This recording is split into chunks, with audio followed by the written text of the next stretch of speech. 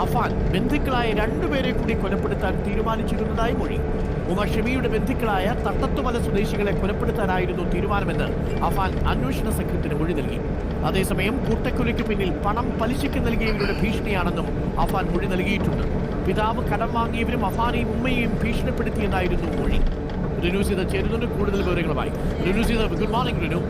ഇന്നലെ റഹീം പറഞ്ഞത് റഹീമിന് അങ്ങനെ വലിയ കേട്ടിട്ട് ഭയങ്കര ലോജിക്കുള്ള സംഭവമാണ്. നമുക്കാവശ്യമുള്ള കാശ് ആരുടെ കയ്യിൽ നമുക്ക് വാങ്ങിക്കുക, കാശ് തിരിച്ചു ചോദിക്കുമ്പോൾ കലിപ്പ് വരിക, അവരെ കൊല്ലുക. അടിപൊളി പരിപാടിയാണ്. കേൾക്കുന്നവന്മാരെല്ലാം മണ്ടന്മാരാണെന്ന് വിചാരിക്കരുത്. ഇതൊന്നുമല്ല, ഇവൻ പറയുന്ന കാര്യങ്ങളൊന്നും അല്ല യാഥാർത്ഥ്യം. ചിലപ്പോൾ പറയും അനിയനോടും സ്നേഹിച്ച പെണ്ണിനോടുള്ള സ്നേഹം കൊണ്ടാണ് അവരെ കൊന്നത്.